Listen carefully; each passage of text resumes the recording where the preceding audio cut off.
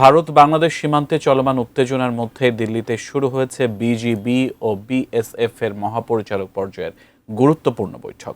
বৈঠকটি ঘিরে তৈরি হয়েছে নানা কৌতূহল ও জল্পনা কল্পনা। কোন কোন বিষয় গুরুত্ব পাচ্ছে আলোচনায় আর কি বার্তা আসতে পারে এই বৈঠক থেকে, বিস্তারিত জানাচ্ছেন আরিফ হাসান। বাংলাদেশ ভারত সীমান্তে যখন পুশিন চেষ্টাকে কেন্দ্র করে চরম উত্তেজনা বিরাজ করছে, ঠিক তখনই ভারতের রাজধানী দিল্লিতে মুখোমুখি হয়েছেন দুই দেশের সীমান্তরক্ষী বাহিনীর প্রধানরা। 9 জুন দিল্লিতে শুরু হয়েছে বর্ডার গার্ড বাংলাদেশ ও বর্ডার সিকিউরিটি ফোর্সের মহাপরিচালক পর্যায়ের গুরুত্বপূর্ণ বৈঠক।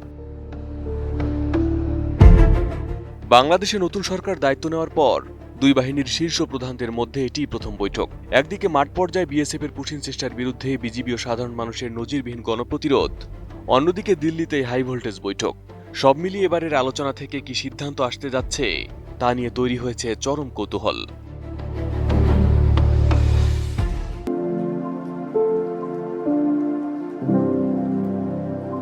তিন দিনব্যাপী এই বৈঠকে অংশ নিতে সোমবার বিজিবি মহাপরিচালক মোহাম্মদ আশরাফুজ্জামানের নেতৃত্বাধীন প্রতিনিধি দল দিল্লিতে পৌঁছালে বিমানবন্দরে তাকে স্বাগত জানান বিএসএফ মহাপরিচালক প্রবীণ কুমার।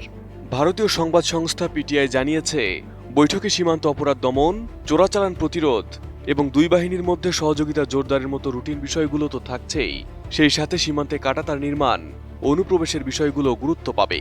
তবে কূটনৈতিক ও সীমান্ত বিশেষজ্ঞরা মনে করছেন, এবারের বৈঠকের মূল টেবিলটি অন্য যে কোনো সময়ের চেয়ে আলাদা এবং বাংলাদেশের জন্য অনেক বেশি চ্যালেঞ্জ ও দর কষাকষির।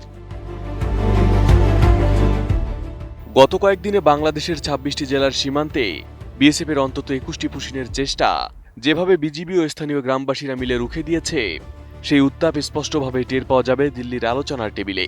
ভারত আনুষ্ঠানিকভাবে বিষয়টিকে অবৈধ অনুপ্রবেশকারীদের বৈধ বহিষ্কার বলে দাবি করলেও রাতের অন্ধকারে জোর করে মানুষ ঠেলে দেওয়ার এই অন্যায্য প্রক্রিয়াকে বিজিবি এবার শক্তভাবে মোকাবিলা করবে বলে ধারণা করা হচ্ছে।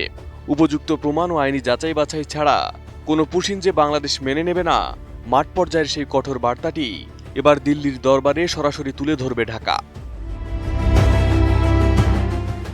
বিগত বছরের আগস্টে অনুষ্ঠিত সর্বশেষ বৈঠকের পর থেকে এবারের জুনের বৈঠকের মধ্যে সীমান্তের বাস্তবতায় এসেছে এক বিশাল পরিবর্তন। বাংলাদেশের সীমান্তে এখন আর একপাক্ষিক নমনীয়তার ইতিহাস নেই, বরং সেখানে যুক্ত হয়েছে সাধারণ মানুষের স্বতঃস্ফূর্ত পাহারা ও বিজিবির আকাশচুম্বী মনোবল।